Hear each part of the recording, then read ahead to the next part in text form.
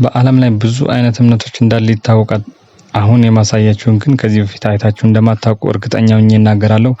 ወደ ምዕራባዊቱ አፍሪካዊት ሀገር ቤኒን እንጓዛለን። በቤኒን ውስጥ ኦቦሜ ካሊቪ በሚሰኘው መንደር ውስጥ የቮዱን እምነት ተከታዮች ይገኛሉ። በዚህ በቮዱን እምነት ተከታዮች ዘንድ ታዋቂ የሆነው አማልክት ወይም ደግሞ ጣዖት ሌግባ ይባላል። በምስሉ ላይ እንደምትመለከቱት ቀጥ ያለ ብልት የሚያሳይና ቀያይ የሆኑ አይኖች ያሉት ምስል ነው የሚታየው። ይህም የሚገኘው በአሁኑ ወቅት በቶዮ አግባሌ ቤተ መንግስት ውስጥ ነው። የዚህ እምነት ተከታዮች መሃን የሆኑ ሴቶች የእምነቱን ስርዓት በአግባቡ ፈጽሙ ልጅ እናገኛለን ብለው ያስባሉ። ይህ ቀጥ ያለ ብልት ደግሞ የሚያሳየው ኃያልነቱና ጥንካሬውን ያሳያል ብለው ነው የሚያስቡት። ይህ ሌግባ የተባለ ጣዖት በሰውና በመንፈሳዊ ዓለም መካከል ያለውን የሚያገናኝ ወይም ድልድይ ነው ብለው ያስባሉ። የሁሉም አማልክት በር ከፋች ነው። እሱ ካልፈቀደ በስተቀር የትኛውንም አማልክት ማናገር አይችሉም።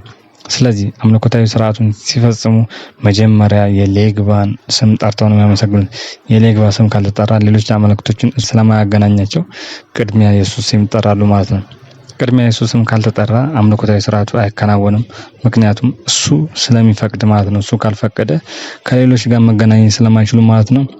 ይህም እምነት በባሪያ ንግድ ምክንያት ወደ ተለያዩ ሀገሮች እንደተስፋፋ ይነገራል። ወደ አሜሪካ፣ ሃይቲ እና ካሪቢያን ምክንያቱም በባሪያ ንግድ ምክንያት ሲሄዱ በባሪያ ንግድ ጊዜ ሲወሰዱ ጣዖቱን አብረው ይዘው ስለሄዱ ሌግባ ወደ ተለያዩ ሀገሮች ሄዷል።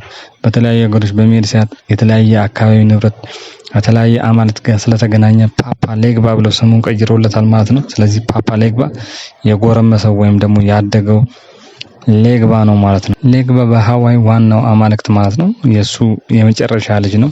ምክንያቱም ሃዋይ ቋንቋ ለእያንዳንዱ አማልክት ሲመድብላቸው እርስ በራሳቸው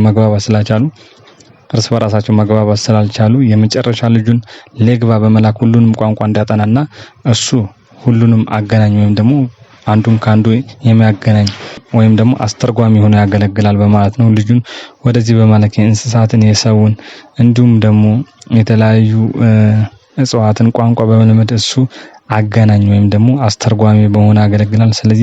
ስለዚህ ፓፓ ሌግባ ወይም ደግሞ ዋናው አማልክት ነው ማለት ነው። ያገናኛል። ሀዋ ልጅ የመጨረሻ ልጅ ነው ማለት ነው። አሁን ወደ ሌላ ሀገር ሲሄድ ግን ጎርምሶ ፓፓ ሌግባ ተብሏል። ስለዚህ በእምነቱም በሚያደርጉበት ሰዓት ለአምልኮት የሚያቀርቡት በቆሎ፣ ሙዝ፣ ዳቦ እንዲሁም ደግሞ ሲጃራ፣ ቡና ያቀርቡለታል።